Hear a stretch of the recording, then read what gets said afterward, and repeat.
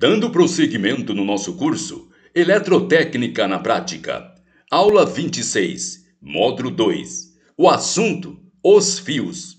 Vamos lá?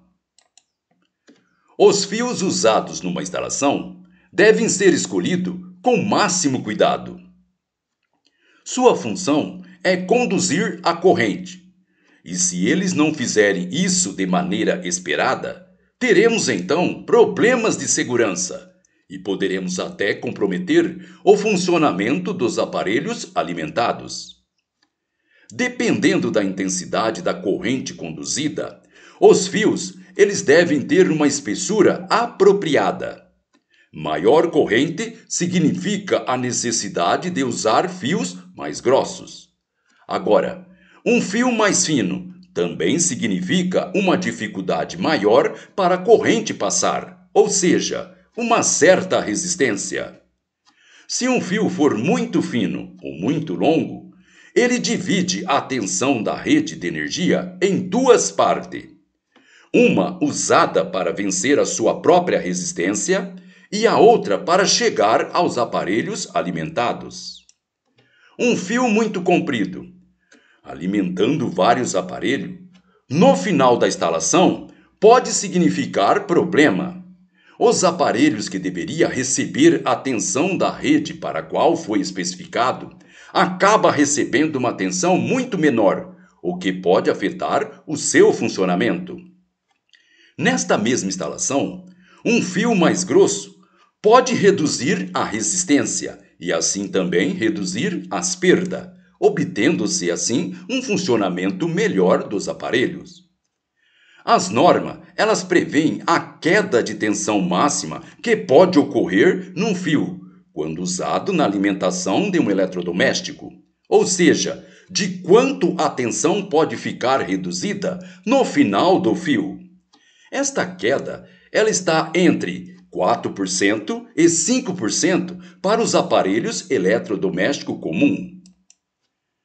Isso significa que se no início de uma linha de distribuição houver uma tensão de 220 volts e no final, no ponto onde está ligado o aparelho alimentado, tivermos 215 volts, teremos então uma perda dentro dos limites aceitável.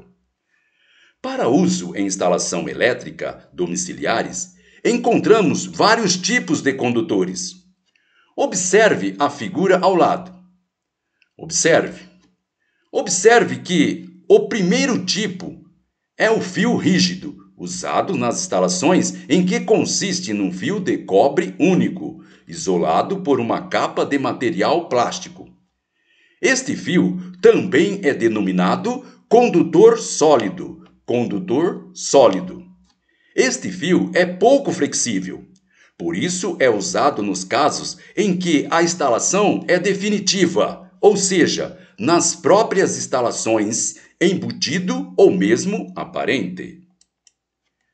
O segundo tipo é o denominado fio flexível ou simplesmente cabo, formado por um conjunto de fio trançado e compactado, de modo que os fios de cobre mais fino fiquem bem junto, sendo isolado por uma capa plástica. Este tipo de fio apresenta grande flexibilidade e é por isso que é usado nas ligações em que se deseja movimentar os aparelhos. Observe a figura. Encontramos esse tipo de fio nas instalações, nos aparelhos eletrodomésticos e em aplicações em que o fio esteja sujeito a movimentos constantes. O isolamento externo deste fio pode ser de polímero, termoplástico, como por exemplo o PVC, o PE e etc. Ou ainda de polímero termofixo, como o XLPE e o EPR, e borracha de silicone e etc. Em aplicações especiais, podemos encontrar isolamentos de fibra de vidro. O importante no isolamento é a máxima tensão suportada. Normalmente, para os fios de instalações domésticas, cuja tensão não supera os 240 volts, A tensão de isolamento dos fios é da ordem de 600 volts. Preste atenção, aluno. Normalmente, para os fios de instalação doméstica, cuja tensão não supera os 240 volts, a tensão de isolamento dos fios é da ordem de 600 volts. Os tipos de fio que for apresentado podem ser de diversas configurações ou forma. Observe agora com atenção a figura ao lado. Condutor isolado simples. Condutor isolado simples. Consiste num fio sólido ou num cabinho com isolamento externo. Cabo unipolar. Cabo unipolar. Consiste num fio flexível único ou cabo com isolamento.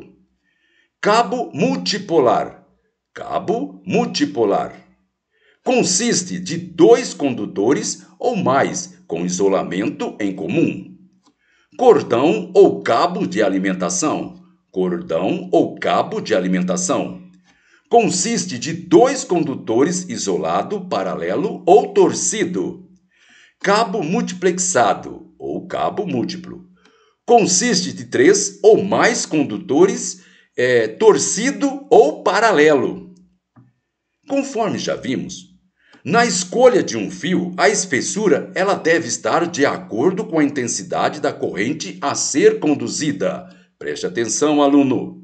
Conforme já vimos, na escolha de um fio, a espessura ela deve estar de acordo com a intensidade da corrente a ser conduzida. Muito bem, pessoal. Com isso terminamos esta nossa aula. Então, gente boa, até a próxima.